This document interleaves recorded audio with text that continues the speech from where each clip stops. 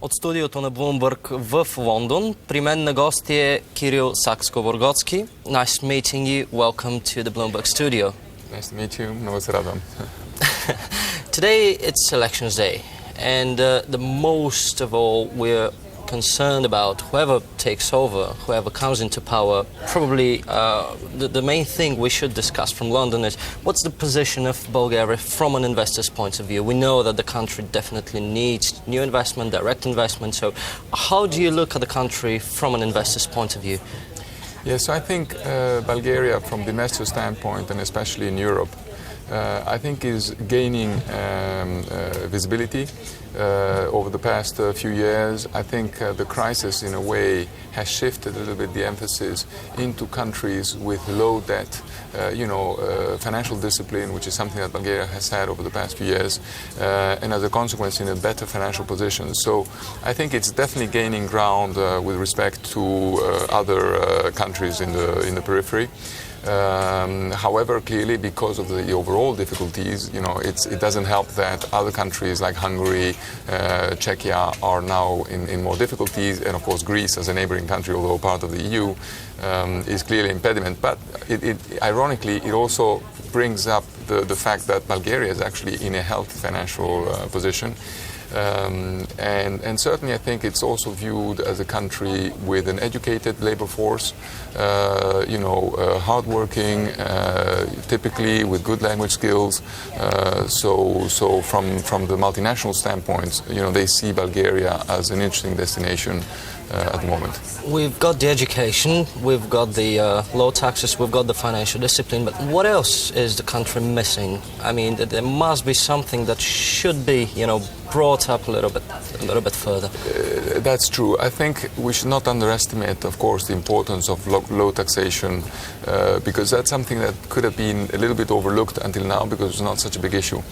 Precisely countries with bigger financial problems, bigger deficits, that are now in a situation that they are forced to raise taxes, will create a better opportunity for Bulgaria as a low and simple tax, country destination. So I think this is something that in the past may have not helped us as much, but will help us in the future. But I think for a country like Bulgaria, in terms of improving beyond, where we are, there are issues around, reliability of delivery. I think general sort of lack of knowledge of the country and the region. Clearly further visibility. I think these are the things that it's never easy, but that Bulgaria needs to work, and whatever entering government will have to ensure. I think in the past good efforts have been made, and there's definitely been improvement, but there's clearly more work to be done. And I think, interestingly, another thing that Bulgaria has that has not been exploited enough yet, and generally speaking Europe as a whole has not quite realized, is the proximity to Turkey and the importance of Turkey and sort of Central Asian markets, and Bulgaria as the channel to Europe for those huge markets. And this is a situation similar to the United States, which has lived with the back to Mexico for a number of years. In fact, there was somebody noticed that in the 3 presidential debates that they had at the last elections in the United States between the 2 candidates, Mexico did not get mentioned once in the whole process, and yet it's a massive economy with a massive population at the doorsteps of the United States. Europe is in a similar situation with regard to Turkey. But most of Europe doesn't even realize that you have an 80 million population growing extremely rapidly, very industrious, with growing consumption at the doorstep, and Bulgaria is right there. So I think Bulgaria, both as a channel as well as purely positioning itself as a neighboring country to what is one of the largest economies in the area and rapidly growing, I think has huge opportunity. And I think it's been a little bit underestimated until now, and not just Bulgaria. I think Europe as a whole has been, not really realizing the significance of the Turkish market to us.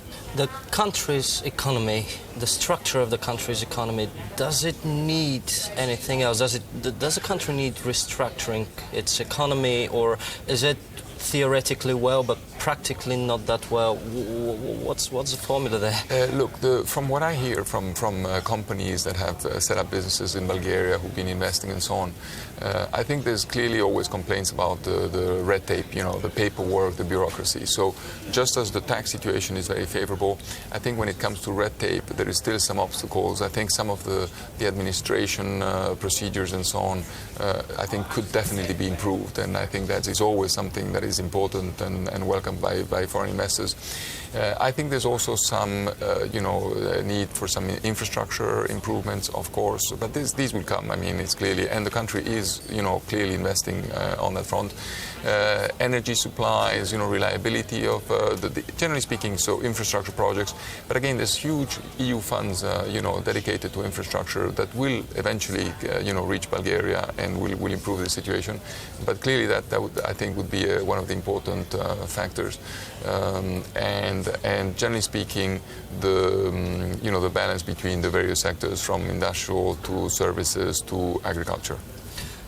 Other sectors that you would mention that should be boosted in order to get Bulgaria more competitive on the European and international market, I mean, apart from tourism probably and agriculture, what else should be done? You mentioned already the infrastructure, but once this infrastructure is being set up, there must be something else around it. What would you invest in if you were to invest in it? Good point. So I think firstly, agriculture, which you mentioned, I think Bulgaria is definitely underrepresented when it comes to agricultural, sort of profile and exports. We live in London, we go shopping in Tesco, we can see a lot of Turkish products, a lot of Greek products. In this country, as you know, the yogurt is Greek yogurt, is not Bulgarian yogurt, which kills me every time I see it, But including, high value-added agricultural products, especially like berries, cherries, all these things, labor intensive to collect sort of products. I think Bulgaria is sadly underrepresented. I think, and this has to do with, and speaking to some importers, with reliability of delivery. The problem, the Tesco's of this world, they'd rather choose a mediocre cherry, but they know they will get X many tons on such a date, in such an amount, of such a quality, boxed in such a size, than the best cherries in the world. But, maybe we have them, maybe we don't, maybe they're bigger, maybe they're smaller. And I think this is an area that Bulgaria needs to improve. But this has to do with, again, I think there needs to be more, government-sponsored, I think, tutoring for improving the reliability of delivery of products in general, and in particular agricultural products. I think that's one area where Bulgaria is definitely in a privileged position, but still underrepresented. And I think from talking to importers, I said, is typically has to do with that. So that's one challenge.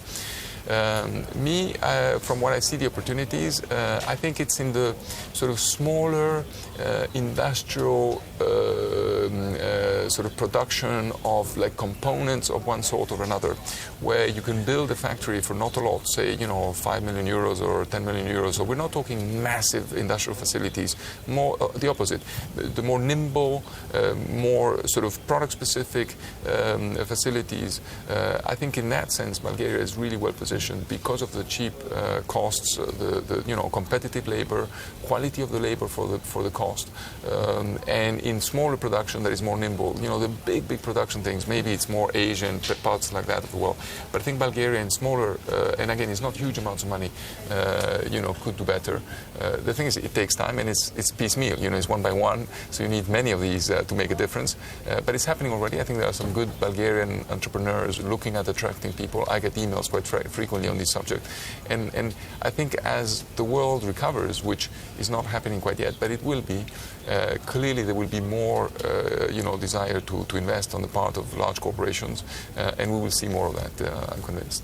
Prince Kyril, thank you very much for this interview, and we hope to see you again soon. It's a pleasure. Thank you very much. Thank you for having me. От студиото на Bloomberg в Лондон, това беше Принц Кирил.